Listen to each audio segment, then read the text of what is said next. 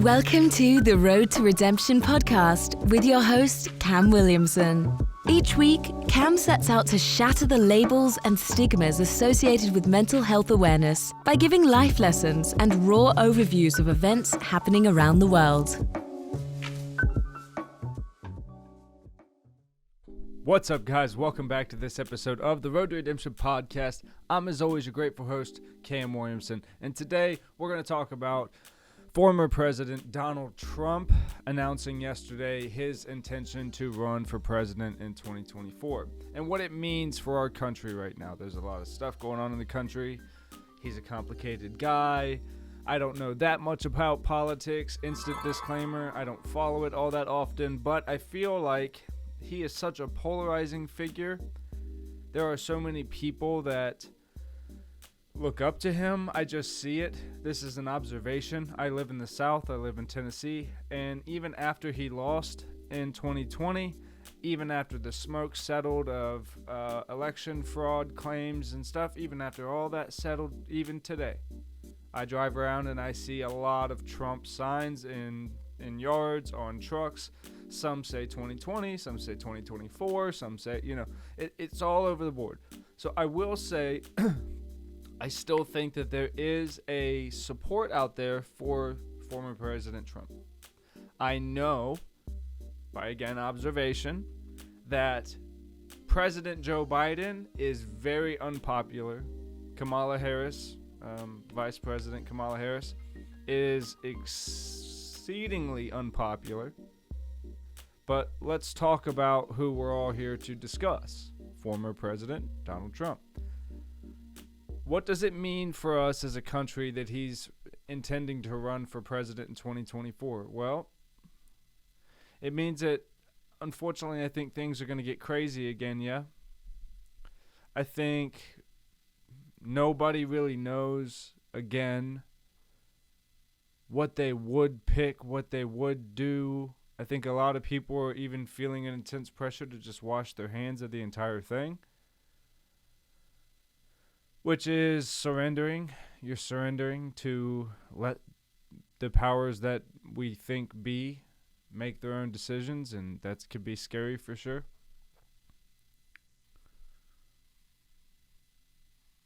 I think we're in a really scary time right now. I think I feel like we always say this, we're right on the edge of like civil breakdown of all kinds. I'll say this very publicly, and it's probably my first time saying it. As far as being a president goes, I don't think former President Trump did a bad job, right? Do I agree with things that he's tweeted? No, because I don't pay attention to it at all. I never paid attention to that kind of stuff. And that was probably a fault of mine, that I just wasn't interested in what Fox News had to say about a tweet, and then CNN would say about a tweet, and then I'm not interested. But now, in the days of Kanye West running his mouth about the Jewish community, I have to think, well, did former President Donald Trump ever say something about Jewish people that was like anti-Semitic, that his core group of people took as like a ha-ha at the time, and am I okay to support that? And I'm like, I don't know. I don't even know where to begin to find out, because I'm sure people, once I say that, will have no issue being like, here's an article, here's a thing, here's a something, here's a video, and that's okay. But I think a lot of us just look at these people as superhero icons. Well, Donald Trump's going to come in and he's going to fix the economy because inflation's crazy, gas prices are nuts, food prices are nuts, and people want it to stop. Well, understand this. The election's not till 2024, so you got like a year and a half till anything is going to be super official. I'll say this I just watched the announcement speech from Trump's Mar-a-Lago resort in Florida, and he looked very low energy. He didn't look like he believed that he was going to do that well. Usually when you see Trump, he's real fiery, and he's real, he's in there. and he's throwing shots here and there. And, you know, I think the only person he really insulted was Ron DeSantis from Florida. I know nothing about him. I know they threw some shots at each other. DeSantis told him to check the scoreboard, which, again, just shows you. Like, dude, you better hope you don't have to go up against Trump, because you better come up with better shit talk than scoreboard, dog, because he's going to slay you in a roast. Remember, the man did it on Comedy Central and stuff like that. Like, he's going to fuck you up if scoreboard is your best.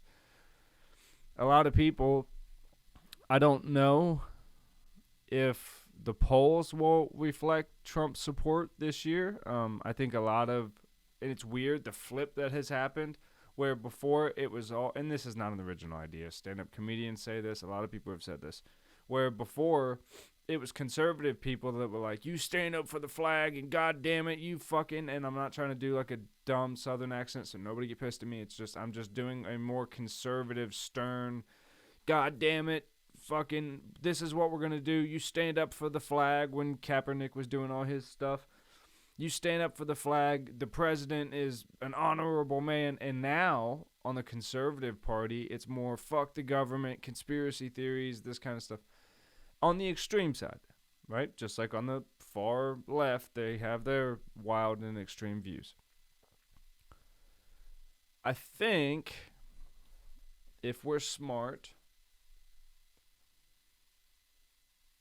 we will be slow to make observations, meaning let's not immediately count someone out, being former President Trump, but let's also not count someone out, being maybe a new candidate for the Republican Party to come up. I think the Democrat Party has done such a bad job, such a poor job since President Barack Obama.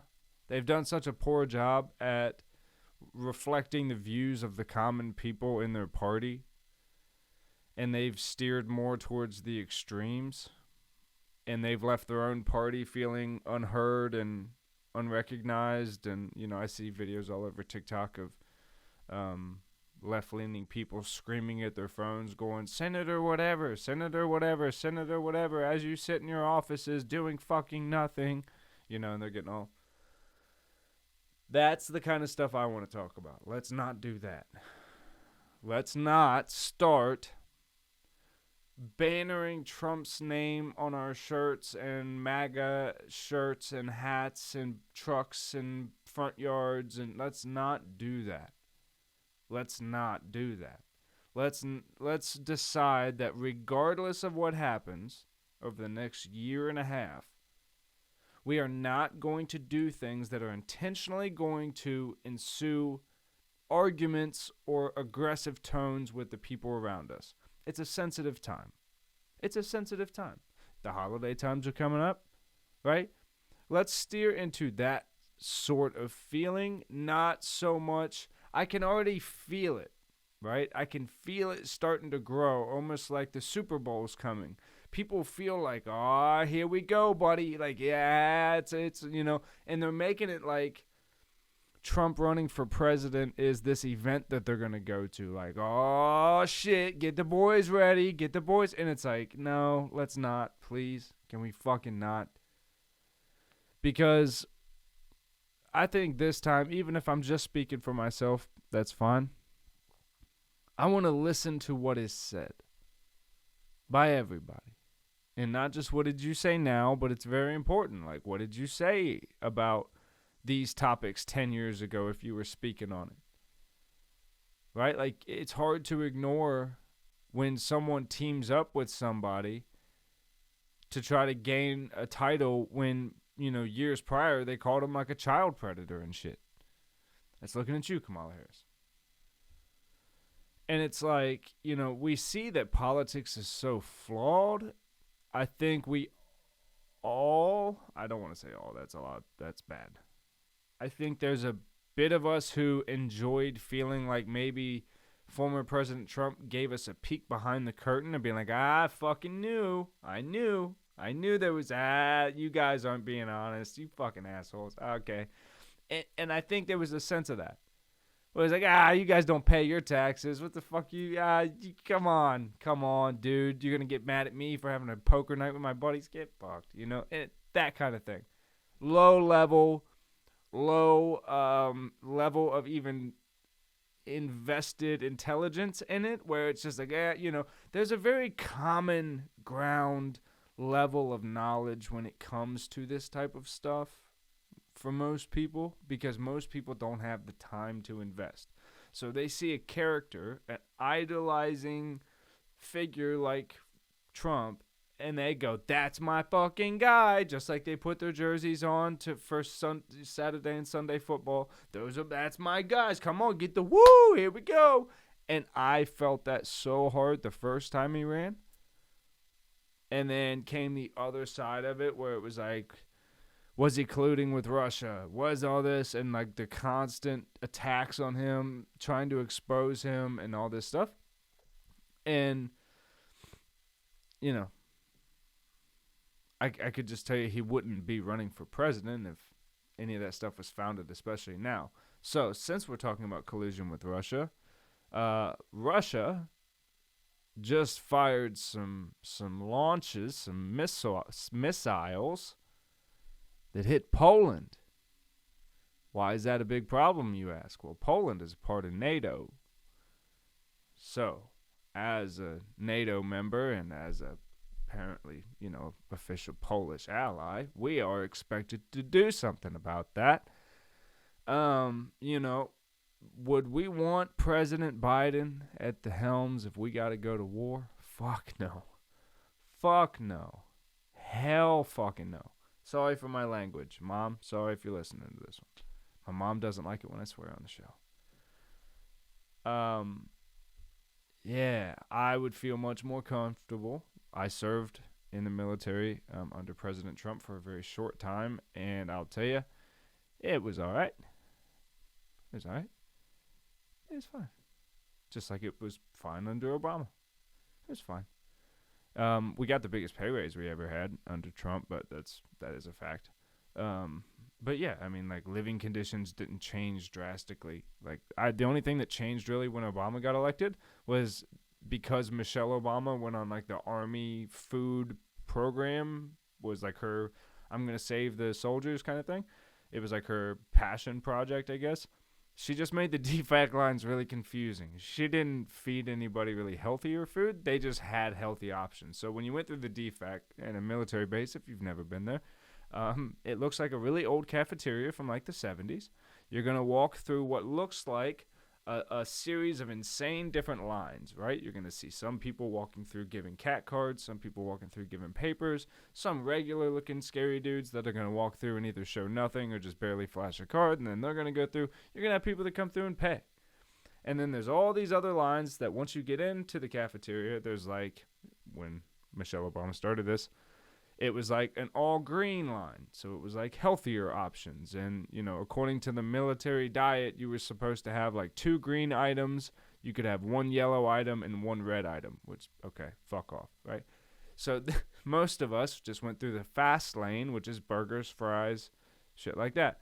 Then you usually have the back side of the kitchen where there's a regular meal that a normal person, meatloaf, chicken, you know, roasted chicken, and then a whole array of like corn, mashed potatoes, whatever. So it's like, yeah, it was offered, but so was everything else too. That was a really long way to say that. And nothing tastes good in a military defect, so you're going to cover whatever you get in hot sauce anyway. So there's, you know, military people out, you know, when President Trump made the pay raise for military members and vets, I physically felt that one. Other than that, I was just a member of the military, and I was just doing shit, you know, and also living a civilian life when I wasn't doing shit in the military. So, President Trump is someone who I think, in my honest opinion, has good intentions for the country. That's just my honest opinion. From everything I've seen, I don't think he's out to make some deal to sell the country to another country and then we secretly become a part of Russia. I don't think anything like that. Did he make business deals with Russians, and that's, I don't know. I can honestly say I don't know, and I'm okay with saying that. Has he said some things that he shouldn't have said? Yeah. Yeah, absolutely. Have we all? Yeah. Has he let his ego and pride get the best of him and run off at the mouth? Yeah, he was the most powerful man in the world who's a known, has ego issues. Does he lie sometimes? Yes. That's a problem. That's a fucking problem. Right? You can't have someone that lies, but they all lie. We know this. That's the age-old thing. All politicians lie. How do you know a politician's lying? Their mouth's moving, right? It's like, come on. So we have to figure out a way to be kind to one another. Oh, look, Cam's telling us to be kind again. Yeah, I am. So I don't give a fuck if you think Biden is the greatest president that's ever walked this earth. You think things have gone to fuck all since George Bush or Barack Obama was the president. Or you think Donald Trump is the savior to this whole shit. I don't care. What you can do, right, when you go out in public, is shut the fuck up. Shut the fuck up about all of it. Through 2024 and then during the election, guess what? When you see all this crazy stuff, any possible propaganda that we know was flooded through the timelines over the last couple years, when you see anything about a politician, you can go, shut the fuck up. And then if you want to have a part in the conversation, go look the whole thing up, both sides. Check it out for a day or two, and then make a comment about it if you still feel so inclined. Or you're going to find a place where you go, oh, I don't know enough here, and I don't actually know, what the next level would be. I'd probably have to, email a senator that would get me to a whatever. And it's you're not going to do that.